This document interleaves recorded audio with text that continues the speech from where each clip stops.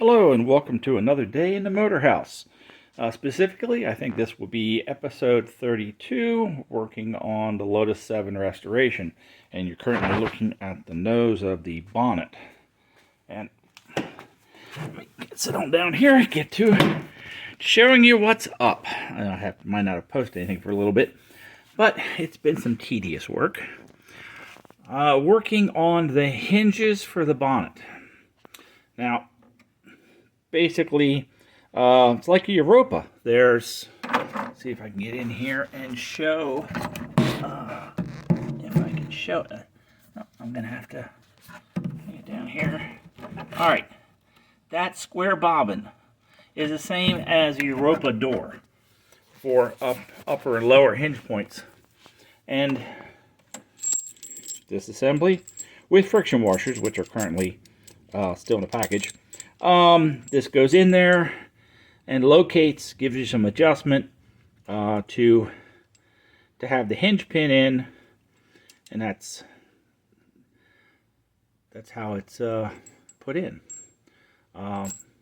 This adjusts the alignment, we'll say. The only thing about adjusting the alignment is if you see this built up area here. Let's see if I can, you can see the inside. Now, I would believe, I think the factory built that up on this side and kind of set it into, this is where the pin belongs, and there's really very little, if to no adjustment. So let's go to the other side. Flip some things around here. You get a good shot of the inside here. Now, this piece here, let's see if I can. This was sitting in there, but that's all there was. There was nothing inside it. So the nut just kind of got lost. Let's see if I can do it this way. The nut kind of got lost deep inside, difficult to take out. So this side, which would be the left, was able to, we'll say, move around if it wanted to, if you were able to loosen things up. So I think this side should have a little bit more meat around it, a little more extra fiberglass to make sure that it's a good, strong point. And this side over here, you might see the fiberglass dust. I've been whittling away at it, specifically with, we'll say, a tool, because it was not flat. It was on an angle, which meant that the nut would never sit flat, which it's not good to have it that way. So if I put in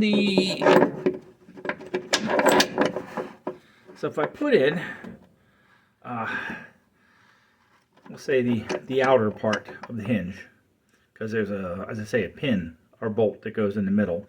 You'll see there's not many threads there. Not many threads at all. That could be an issue, because if you want to, maybe I have to add another washer to center the bonnet left to right. So I'm considering, let's say, sanding down, whittling away, maybe another 1/4 inch of that, so that it gets, we'll say, better purchase from the nut. I'm thinking about it. Still some thought. And this side will have to have some added. But I did get new assemblies. New we'll say bushing assemblies for the hinge, and thanks to Ray at RD Enterprises. Before we go over to the body, I did pull the bell housing off the transmission, and I need to get the transmission in a stand. Just figuring out how I'm going to put it in a stand so I can work on it. and then I can take a look inside and see what it needs done. And as for the motor, I'm waiting any day now for the person who's going to be rebuilding it for me. I'm going to let them take care of it. They've done another motor for me, and it's been fantastic. Car's done real well, so I trust them with doing the 907 motor. And when Don's available, he said anytime now he's waiting to finish up an Esprit, and then he'll be ready for my motor. So I pulled the carbs off so I can take care of them while the motor's away. So that's the update on the motor. So now we can head over to the body. Alright, what is there left to do here with the body? Prepping it for paint. Well, glue. Glue's an issue. You can see the glue remnants from the carpet on the passenger side, right side. And you can see where I've been removing the glue from this side.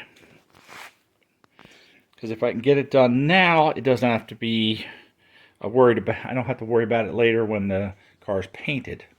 So, and it's not something that I have to burden the shop with taking care of. So the efforts are how to get the old glue off, because it's pretty solid on there. Doesn't want to give up much. Don't want to use a removal, like glue removal, because if you get down into the fiberglass and the pores, it'll stay there. That's like a paint remover. It's basically what it is. Glue remover, paint remover, same thing. If it gets down into the fiberglass, it just messes everything up from then forward. So I really didn't want to go that route. I think I've heard some horror stories about that. Tried scraper, not really good. Did try, we'll say, the razor scraper, and it did a so-so job. Tried sanding, that doesn't work well. Not really working well for sanding. So what did I end up doing? Ended up taking carburetor cleaner.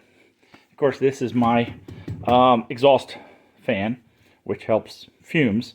So I spread a little carburetor cleaner on the fiberglass, which loosened up for the scraper, and that let me get in there really well, and started loosening it up and taking it off, which was nice. And then do that a couple times to get down to it. Brass brush and a scrubby pad gets the remnants. So that is what I have been doing.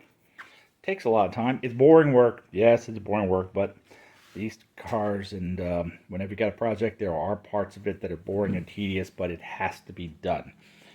So I'm working on finishing the last little bits of the left side, driver's side on this car, and then I will switch to the right. So that is what I have been up to. And thank you all for following along, and we'll see what happens next.